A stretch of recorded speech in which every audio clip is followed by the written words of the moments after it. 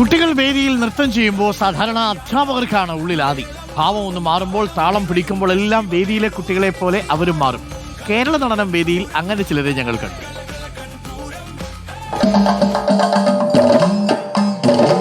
വേദിയിൽ കേരള നടനം.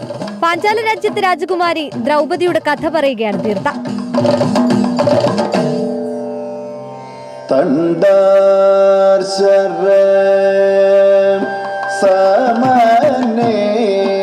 വേദിയിലെ താളത്തിനൊപ്പം സദസ്സിൽ അധ്യാപകരുടെ ഹൃദയമിടിപ്പ്, മിന്നിമായുന്ന ഭാഗങ്ങൾ. വളരെ കഷ്ടപ്പെട്ടിട്ടാണ് ഈ ഒരു വേദിയിൽ എത്തുക എന്ന് പറയുന്നത്.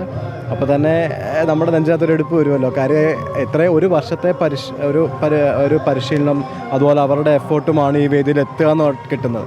പല കുട്ടികളും അപ്പീൽ കിട്ടാതെയും അതുപോലെ തന്നെ കുറേ കുട്ടികൾ പല രീതിയിലും ഇവിടെ എത്താതെ പോകുന്നുണ്ട്. അപ്പോൾ അതിന് എൻ്റെ ഒരു കുട്ടിക്ക് ഭാഗ്യമുണ്ടായപ്പം ആ വേദിയിലും കൂടെ വൃത്തിയായിട്ട് കളിക്കണമെന്ന് നമ്മുടെ മനസ്സിൽ ഓഫ്കോഴ്സ് ഉണ്ടാവുമല്ലോ. ആ ഒരു ടെൻഷൻ തീർച്ചയായിട്ടും. അപ്പോൾ സ്വാഭാവികമായിട്ടും ഞാൻ പഠിപ്പിക്കുന്ന ഐറ്റം എന്നല്ല, നമ്മൾ പഠിപ്പിച്ചു തുടങ്ങിയാൽ അവരിനി ഏതിനം വേദിയിൽ കളിച്ചാലും നമ്മുടെ കുട്ടികൾ തന്നെയാണ്. അപ്പോൾ സ്വന്തം മക്കൾ കളിച്ചിറങ്ങുന്ന ഒരു പ്രതീതിയാണ്. നന്നായി കളിക്കുന്ന എനിക്ക് ഉറപ്പുണ്ടായിരുന്നു, കോൺഫിഡൻസ് ഉണ്ടായിരുന്നു. എന്നാലും ചില വേദികൾ നമുക്ക് പറയാൻ പറ്റില്ല. അപ്പോൾ തീരുന്നത് വരെ, കളിച്ച് തീരുന്നത് വരെ ആ അഭിനയം അതൊക്കെ കറക്റ്റായിട്ട്. കാരണം ആദ്യമായിട്ട് കയറുന്നതുകൊണ്ട് മനസ്സിൽ ടെൻഷനുണ്ടോ, ടെൻഷൻ കൊണ്ട് നമുക്ക് കളിക്കാൻ പറ്റില്ലേ എന്നൊക്കെ ഉള്ളൊരു ടെൻഷൻ എനിക്കുണ്ടായിരുന്നു. പക്ഷേ അവിടെ നന്നായി കളിച്ചു. കലോത്സവത്തിൽ പങ്കെടുക്കാനാണ് തീർത്ത CBSE പഠനം വിട്ട സ്റ്റേറ്റ് സിലബസിലേക്ക് മാറിയത്.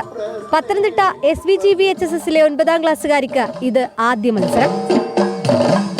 CBSE ആയിരുന്നു. ഈ തവണ ഞാൻ സ്റ്റേറ്റിലോട്ട് വന്ന ഈ ഒരു ഇതിന് വേണ്ടി.